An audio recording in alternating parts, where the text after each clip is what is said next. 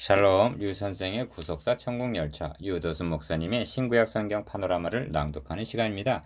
지금은 마가복음 파노라마 12장 1절에서 27절까지입니다. 건축자들이 버린 돌이 모퉁이의 머릿돌이 되다.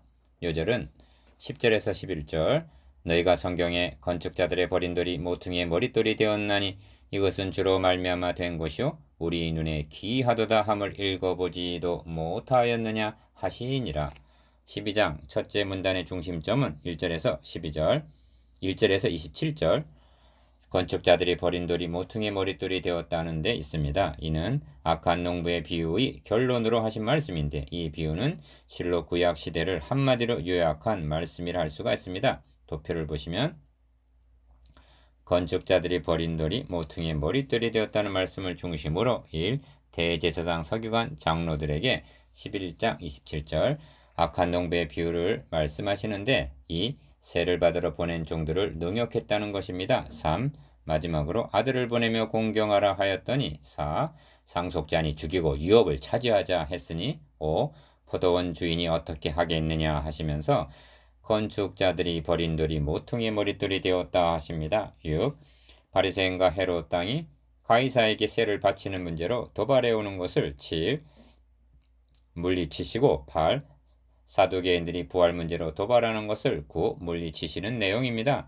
이들은 건축자들로 세움을 입은 자들인데 하나님께서 기초를 삼으시려고 시온에 두신 한 돌을 이사야 28장 16절 버리려 하고 있는 것입니다. 이를 세 단원으로 나누어 상고하겠습니다. 첫째 단원 1절에서 12절 이는 상속자니 죽이자. 둘째 단원 13절에서 17절 가이사에게 세를 바치는 문제. 셋째 단원 18절에서 27절 부활 때 네 아내가 되리이까. 주제 건축자들이 버린 돌이 모퉁이의 머릿돌이 되었다.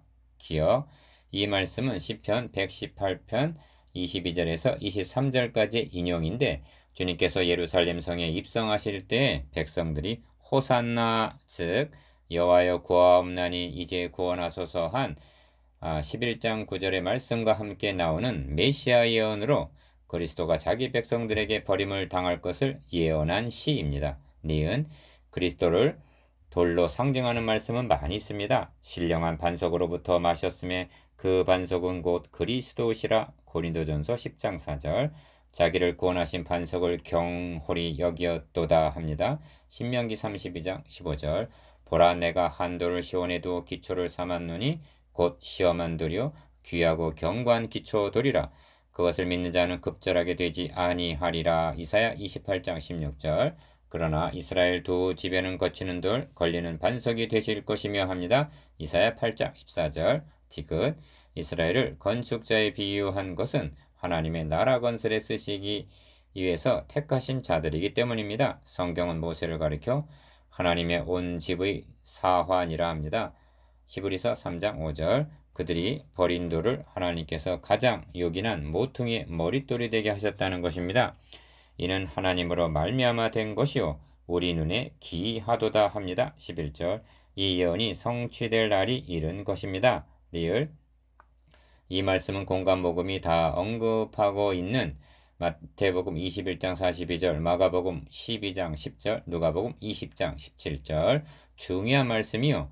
베드로가 성령이 충만하여 공회원들 앞에서 너희와 모든 이스라엘 백성들은 알라. 너희가 십자가에 못 박고 하나님이 죽은 자 가운데서 살리신 나사렛 예수 그리스도의 이름으로 이 사람이 건강하게 되어 너희 앞에 섰느니라. 이 예수는 너희 건축자들의 버린 돌로서 집 모퉁이의 머릿돌이 되었느니라. 다른 이로서는 구원을 얻을 수 없나니 천하 인간에게 구원을 얻을 만한 다른 이름을 우리에게 주신 일이 없음이니라 하고 증거한 말씀이기도 합니다. 사도행전 4장 10절에서 12절 미음 사도 베드로는 서신서에서도 그러므로 믿는 너에게는 보배이나 믿지 아니하는 자에게는 건축자들의 버린 그 돌이 모퉁이의 머릿돌이 되고 또한 부딪히는 돌과 거치는 반석이 되었다 하니라.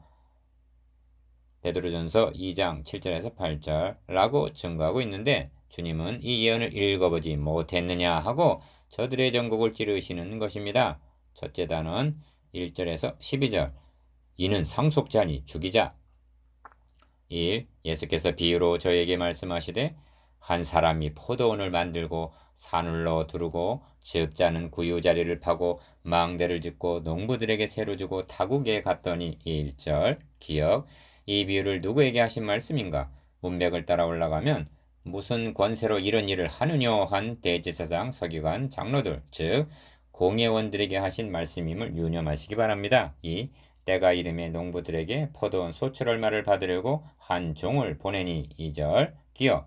저희가 종을 잡아 심히 때리고 거저 보내었거늘 3절 니은 다시 다른 종을 보내니 그의 머리에 상처를 내고 능욕하였거늘 4절 디귿 또 다른 종을 보내니 저희가 그를 죽이고 또 그 외에 많은 종들도 혹은 때리고 혹은 죽인지라 합니다. 5절 이렇게 한 것이 구약 시대입니다. 하나님은 말씀하십니다.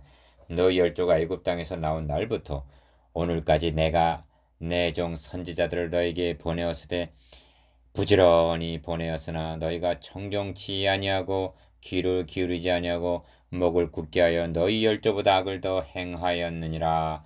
예레미야 7장 25절에서 26절, 26장 5절, 29장 19절, 35장 15절 3. 오히려 한 사람이 있으니 곧 그의 사랑하는 아들이라 최후로 이를 보내며 가로되 내 아들은 공경하리라 하였더니 6절 4. 저 농부들이 서로 말하되 이는 상속자니 자 죽이자 그러면 그 유업이 우리의 것이 되리라 하고 이에 잡아 죽여 포도원 밖에 내어 던졌느니라 합니다. 7절에서 8절 기억 성경은 말씀합니다. 옛적의 선지자들로 여러 부분과 여러 모양으로 우리 조상들에게 말씀하신 하나님이 이 모든 날 마지막에 아들로 우리에게 말씀하셨으니 이 아들을 만유의 후사로 세우시고 히브리서 1장 1절에서 2절 니은 여기 중요한 요점이 있는데 이는 상속자니 자 죽이자 그러면 그 유업이 우리 것이 되리라 한 말씀입니다. 이렇게 말하는 자가 다름 아닌 하나님의 영광을 찬탈하려는 사탄입니다.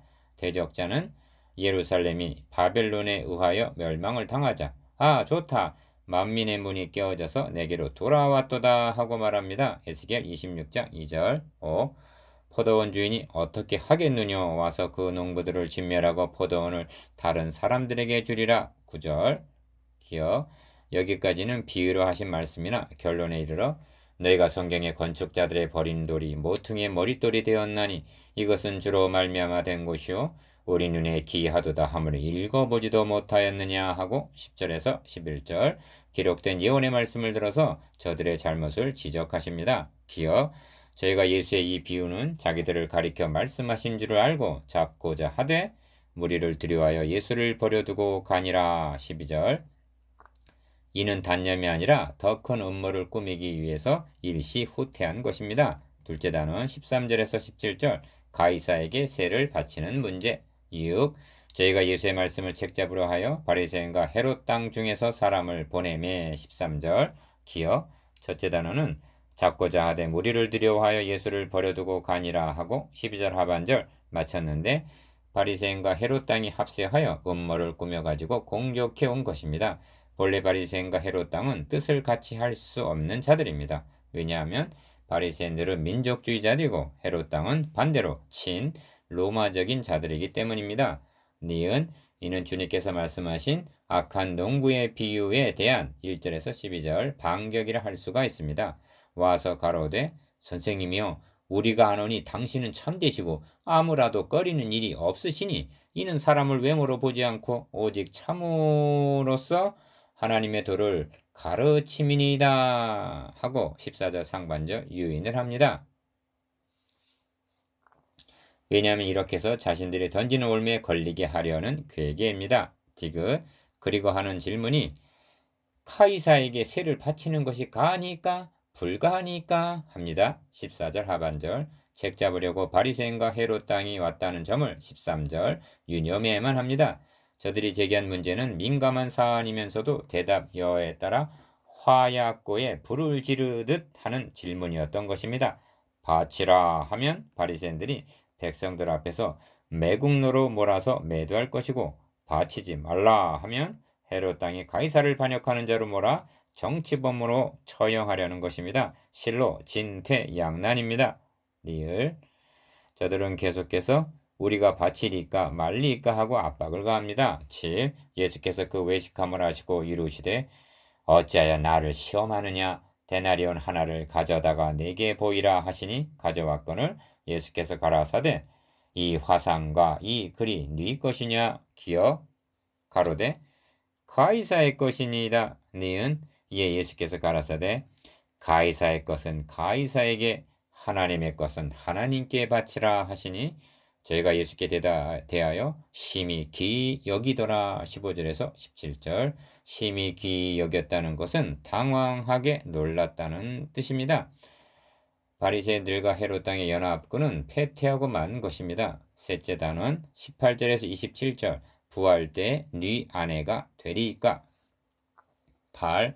부활이 없다는 사두개인들이 예수께 와서 물어 가로되 18절 기어 바리새인들과 헤롯 땅이 패퇴하자 이번에는 사두개인들이 공세를 취합니다. 선생님이여 모세가 우리에게 써주기를 하나 사람의 형이 자식이 없이 아내를 두고 죽거든 그 동생이 그 아내를 취하여 형을 위하여 후사를 세울지니라 하였나이다. 19절 니은 7형제가 있었는데 마지 아내를 취하였다가 후사가 없이 죽고 둘째도 그 여자를 취하였다가 후사가 없이 죽고 셋째도 그렇게 하여 일곱이 다 후사가 없었고 최후의 여자도 죽었나이다. 20절에서 22절 디귿 일곱 사람이 다 그를 아내로 취하였으니 부활을 당하여 저희가 살아날 때에 그 중에 네 아내가 되리이까 합니다. 23절 이는 일어날 확률이 없는 궤변입니다. 바리새인들과 헤롯 땅에 들고 나온 것이 정치적인 공세라면 사두개인들이 들고 나온 것은 교리적인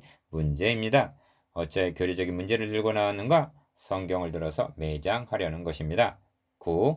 예수께서 가라사대 너희가 성경도 하나님의 능력도 알지 못함으로 오해함이 아니냐. 24절 기억 그러면 하나님의 의도가 무엇인가? 저들은 두 가지 면에서 성경을 오해했습니다. 첫째는 이스라엘은 언약의 백성들입니다. 그러므로 언약의 사자 그리스도가 탄생하실 가나안 땅에 머물면서 언약을 계승시켜 나가야만 했습니다. 그런데 분배받은 땅을 유업으로 물려받고 언약을 계승해 나갈 후사가 끊어진다는 것은 곧 언약 백성에게 끊어진다는 것으로 여겼던 것입니다. 이것이 계대 결혼을 허용한 의도입니다. 그런데 사두개인들은 이러한 하나님의 의도를 깨닫지를 못한 것입니다. 니은 둘째는 사람이 죽은 자 가운데서 살아날 때에는 장가도 아니 가고 시집도 아니 가고 하늘에 있는 천사들과 같으니라. 25절 그런데 사두개인들은 영계 문제를 육적인 문제와 같은 줄로 오해를 한 것입니다. 이들은 오늘날의 자유주의 신학자들처럼 영적인 문제를 인간의 이성으로 판단하려 한 것입니다. 디귿 주님은 성경을 들어서 말씀하십니다. 죽은 자에 살아난다는 것을 의논할진대 너희가 모세의 책 중 가시나무 떨기에 관한 글에 하나님께서 모세에게 이루시되 나는 아브라함의 하나님이요 이삭의 하나님이요 야곱의 하나님이로라 하신 말씀을 읽어보지 못하였느냐 하십니다. 26절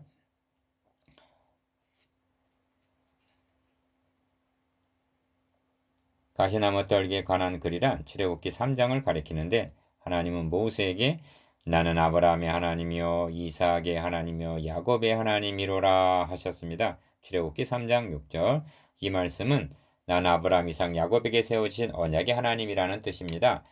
리을 하나님은 죽은 자 하나님이 아니요 산 자의 하나님이시라. 즉 저들은 언약 안에서 살아있는 자들이라는 것입니다. 그러므로 언약 안에 있는 자들은 죽은 것이 아니라 잔다 하십니다. 이는 부활이 있다는 명백한 증거가 되는 것입니다. 그들은 언약이 성취되는 날 자다가 깬 자와 같이 일어나게 될 것입니다. 어찌하여 모세 글을 들어서 부활을 설명하셨는가? 사두개인들이 다른 성경은 인정을 하지 않고 모세오경은 믿었기 때문입니다. 너희가 크게 오해하였도다. 27절 사두개인들도 패퇴하고 만 것입니다. 10. 묵상해 보겠습니다. 기억 이는 상속자니 죽이자 한 구속사적 의미에 대해서 니은 바리새인과 헤롯 땅의 계획에 대해서 디귿 사두개인들이 제기한 계대결혼의 구속사적 의미에 대해서 리을 건축자들의 버린 돌이 머릿돌이 되었다는 주제에 대해서